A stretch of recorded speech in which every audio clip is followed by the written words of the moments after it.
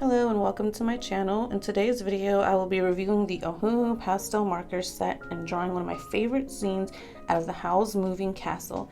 My main question for this product is Ohuhu actually beginner friendly? So as I open and swatch these markers, I want to go over some of the concerns that I had before I even started using them. All over YouTube, I've seen the hype over Ohuhu markers, stating that they compare to some of the best markers in the art world at an affordable price. And the way YouTube's been working lately, it's become really hard to tell whether someone is heavily influenced by a brand, if they are biased, or actually giving an honest review. So I finally fell for it once I saw that they came out with a pastel set. These colors just caught my attention. But once I started seeing all these YouTube reviews come out, they looked a little neon and not soft like I thought they would be. I'm not sure if it was the equipment or whatever, but that got me a little concerned. I was also concerned that there wasn't enough variety and saturation. I knew that these were a pastel pack, but does that then mean that you should only really buy this if you already have a basic set? As I'm swatching them, I realized that the video cameras definitely did not do all these colors justice. Some of them are so soft and pretty and satisfying to swatch, not to mention watch them dry instantly. There was my reference for the scene, and yes, the image is quite vivid and colorful, so let's see what we can achieve. As I find a spot in my sketchbook and begin sketching, let's talk about the colors that threw me off a little bit because they did not qualify as pastel in my personal opinion. These definitely had more saturation, and as I began coloring in my sketch, I realized why these colors were included. The saturation really helped make the shadows that the more pastel colors couldn't make. For example, I used the two different neutral grays to help create shadows. A few times I would lay down a gray, and on top of that I would layer another color of my choice and alternate until I achieved the desired darkness. I did this specifically for Sophie's dress, hands, face, and hair. A common point in some YouTube videos were creating contrast with the pastel markers, but in my opinion, layering the markers give just enough contrast to help the pastel colors stand out. Now, if you're expecting something vivid though, no matter how many times you layer these colors, you are not going to get a vivid illustration. So once my sketch is done, I decided to transfer it onto Bristol paper because a famous YouTuber stated that if you use alcohol markers on watercolor paper, it will suck the pigment out. So I decided to take the word of a master, and I also don't want anything to interfere with the quality of the colors for this review, which brings me back to the selection of colors. I don't think this pack is for everyone. If you like to make very soft, delicate works, then this pack is perfect standalone, but if you're just starting to use alcohol markers and aren't sure if you even really like to work with alcohol markers, then I do not think this would be the best starter pack. I do, however, think it would make a great addition. Or if you plan on doing mixed media, then I think these would be great as a first layer under colors like watercolor, jelly gouache, color pencils, or even acrylic paint. And that's exactly what I intend to do with these in a future time-lapse video to test out the versatility of these alcohol markers.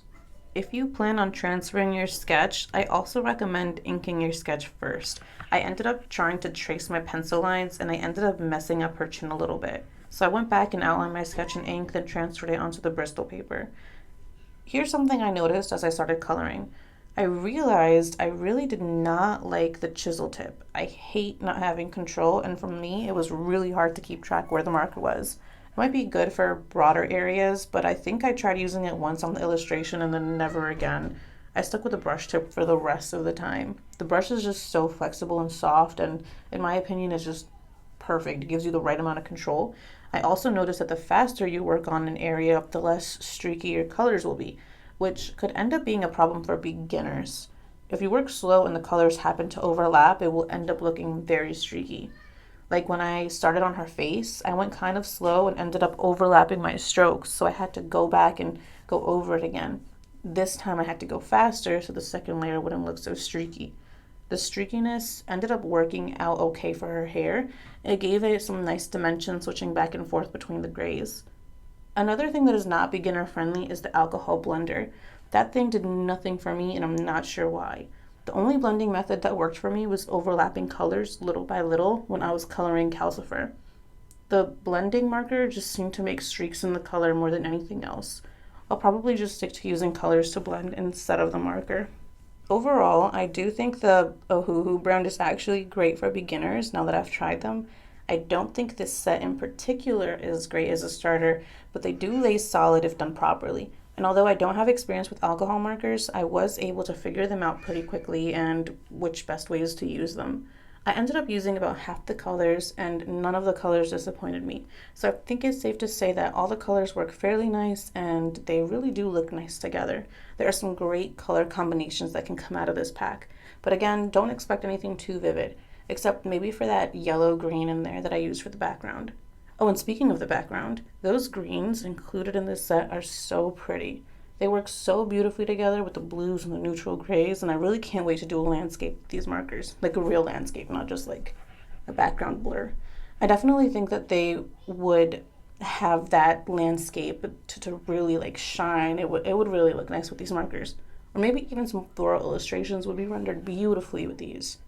I'm very tempted to get a basic pack and review whether or not those are beginner friendly and how much you can actually do with them. With these pastels, unfortunately, I don't think much can be done, meaning you can create a beautiful illustration, but it might end up feeling incomplete because there's not much variety and contrast. But the whole point of this pack is to be pastel, so I think their team did a fabulous job in creating the color palette and really met their goals of creating a nice pastel pack. I just think that these need to be added to an already existing marker collection. Or if you like me and you love working with mixed media, then it doesn't really matter. You can definitely use this with other things and still have a great purpose with them. And I can't wait to put these under some gouache. I think it's going to be stunning using these together.